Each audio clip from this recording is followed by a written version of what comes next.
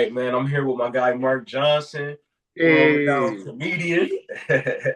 um, May is Mental Health Awareness Month, and I know you have a cool story that touched me when you told me, and I would love for you to just share a little bit about how you grew what? up and how you were able to navigate that. There we go. Okay. Sorry. Wi-Fi's messing up. Ask the question again. Yes, sir. You got it. You got it. Let me turn my volume up a little bit. So yeah, basically just I remember you telling me your story of growing up, and that really touched me, and I thought that was really cool, and I appreciate you sharing that with me. So just kind of recap your journey growing up and how you were able to navigate that, and how you were able to just keep your spirit high because you got a really good spirit, man. It's always good vibes. Yeah, basically, when I was 12, I was living in basically with drug dealers. It cops raided the slowly after cops raided everything. The house got turned off. Electricity, gas, heat, phone. I remember one day I came home from school and went to get some water and flip up the faucet and the water's turned off. Hmm. And I just remember I was thirsty, so I was gonna go across the street to my neighbor's house to ask them to put water in my glass for me. And I stopped in the middle of the street, looked to my left and my right, and there was no one on the street. I had no idea where my parents were or where anyone was at all. And I literally felt just super alone because I was on a planet full of people and I had no idea where anyone was. I told myself on that day, I can't control my life like that. I can't control if I have a place to stay. I can't control if I have water to drink, food to eat, but I can control myself. And I promised myself on that day, no matter what happens to me, I will always smile. I will always have a smile on my face. I will make the best of whatever I have to do. And just from there, it just kind of grew. And it changed from making me smile to make everyone around me smile. Like it, it's no need to, it's always worse. It can always be worse.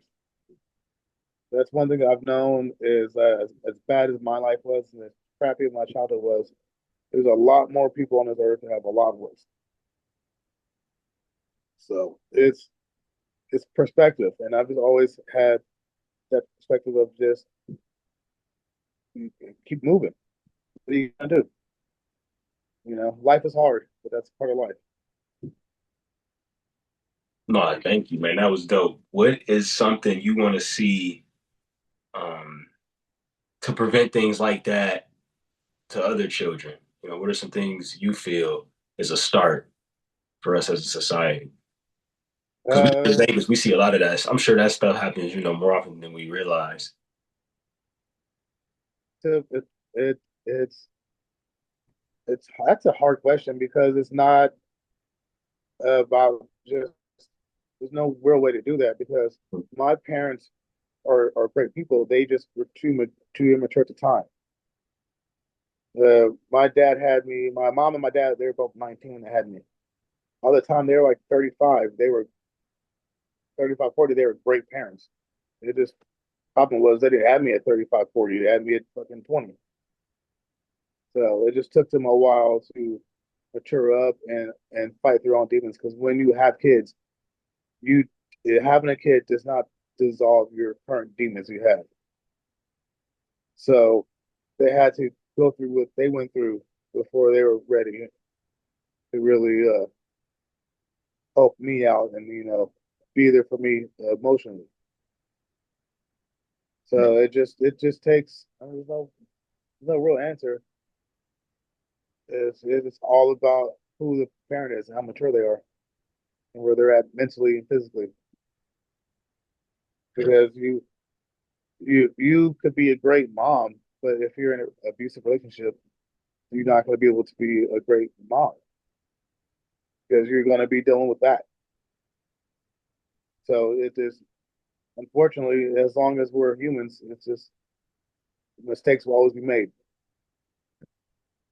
You can do what you can to mitigate it. So, like, I taught karate for 15 years. I do what I can to help out in kids' life. I coach basketball, taught summer camps, and I always try and be a good part of kids' life. But like I said, it's a struggle.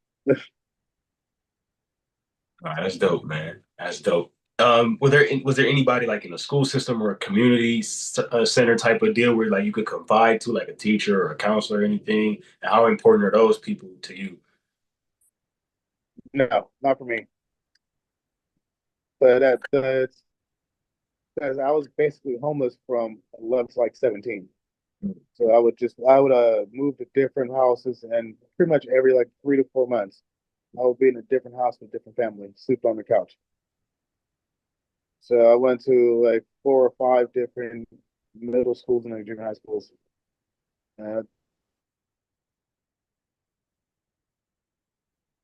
just catch the bus from wherever I was living to high school. So sometimes it'll take 1 hour, sometimes it'll take 2, 3 hours to get to school on bus. But I never confided or also never let anyone in either because I was so used to everyone leaving that that I would never accept anyone's love. So like my godmom, I could live with her. She dated my dad before he went to jail when I was 1, and I've known her my whole life. At any point in time, I could have asked her, "Hey, I need somewhere to live. Can I live with you?" She would have said yes, and I'd have been fine. Food, water, everything. But because I was so conditioned to everyone telling me no, it never once occurred to me to even think about to even think to ask her. And then because I always felt always so independent and okay, she never thought that I needed help. But I ended up moving in with her when I was like 18. But yeah, I could have had a much easier life, not just things, That life, man. perspective. No, no, definitely, definitely. Like that perspective, is it something you think you were just naturally born with? Because like, and this is a compliment. It seemed like you just got a good mind, a good spirit. Like even through all that hard stuff, you was just like, man, it is what it is. Is that something that just kind of you had no choice, or was it just natural to you? And like I said, it happened on the from the first question when I told myself I will always be happy. Mm, That's when I locked that in. mm. I made a conscious decision to be happy, to have fun with it, to make a joke out of something, and said that's because because even when I made that conscious decision to be happy, it wasn't like it worked immediately. I had to work on that. I was I was an odd kid in school. I did not have a lot of friends in growing up because I was weird. I hadn't locked in on how to make my goofy and my zaniness work for everyone else. It's like for comedy, it's you have to make it okay for the audience to laugh at you. If they feel sad or just you come off weird, they're not gonna laugh. I'm finding that with on stage, but it took me throughout my high school years to figure out how to make people okay with my type of zaniness because I'm a very strong character. I come off strong immediately. There's no one just doesn't not know Marc Johnson. If I'm anywhere around someone, you're gonna know who I am. You're gonna hear me. But it took a lot of work to be able to craft that to make it palpable for people.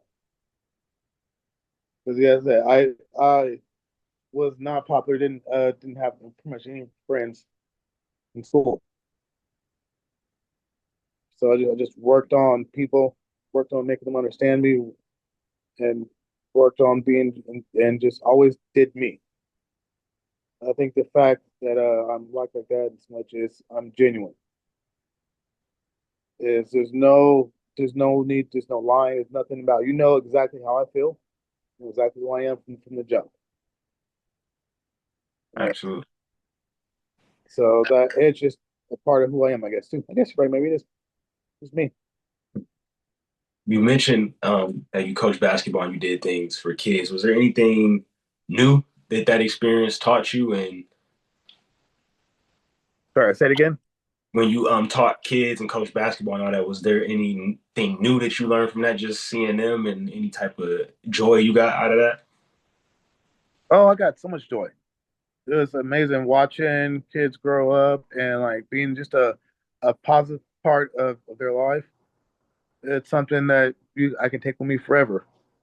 One of my first little dragons in karate, and little dragon is like I want to say it's like 5 or 6 and under.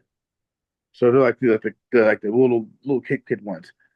And that was the first time because growing up, you know, we were taught back then there's no such thing as like ADD.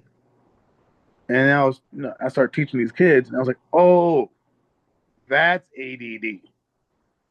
When you just watch a like a 3-year-old run in circles for 40 minutes straight because they don't want to stop moving, they can't stop moving, and you it versus when they take their medicine and they actually sit down and okay, that's a difference.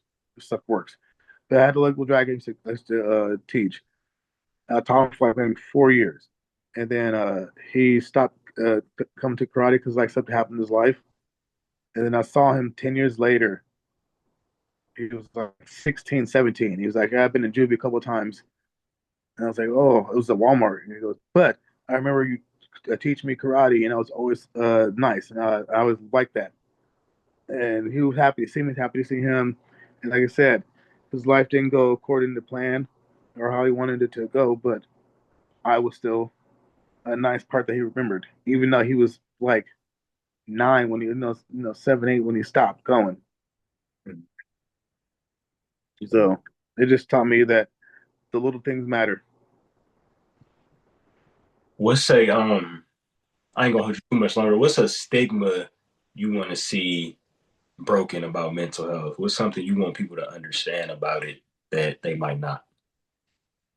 It's okay to go to therapy. We all need therapy, not just black people, but everyone. We all have trauma. There's one time I was with a group of friends, and we are talking about having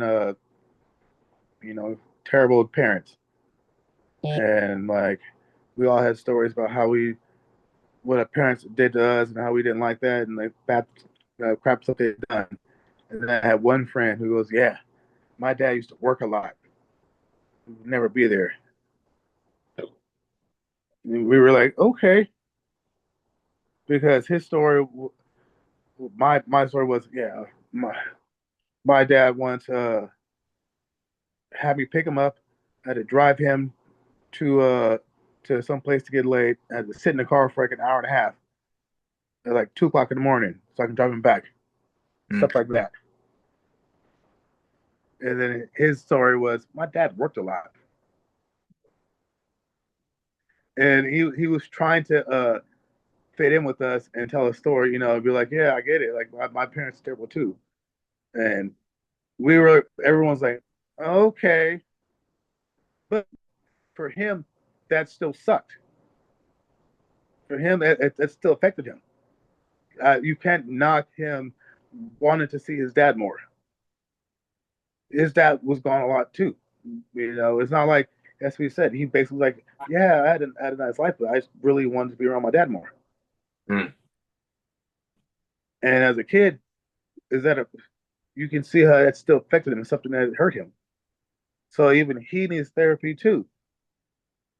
Even though like his story isn't like, oh, movie set, wise, but it's still that was at those '90s TV shows. I don't know if you ever watched TV back in the '90s. I don't know how old you are, Shamar, but back in the '90s, that was a thing on those white sitcoms. The kid be upset.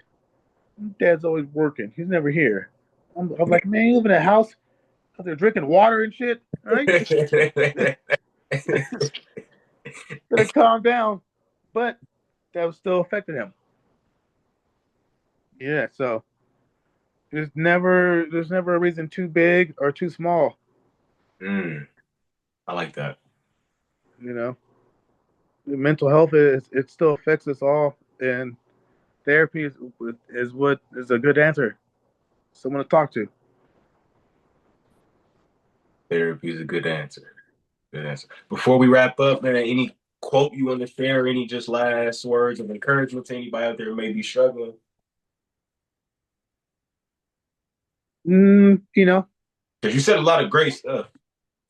it's basically just find out what makes you happy, work towards Mm, it. No one can tell you how to be you. It's something that only you can do. Unless what you want to do is like, serial kill, then don't do that. Because that's how that then mofos love. You know what? I want to be a famous serial killer. Don't don't do that. Okay? If you want to harm animals, don't do that. Unless it's a fucking pigeons. All right? You can kill all the pigeons you want. Come to Las Vegas, kill these pigeons. They're like crackheads. You've seen these pigeons around here? they're not scared of humans at all. Not even a little bit. Okay, and they'll be like roughed. The necks all roughed up. I seen a pigeon fight a bird. I mean, a pigeon fight a cat once. I was no. You you want to harm animals? Come to Vegas, kill pigeons. All right, pigeons and crackheads are like neck and neck out here. Take them both out, all you want. But that's all I gotta say about that. Hey, man, I appreciate your time, Mark. Thank you, man. No problem. I see you.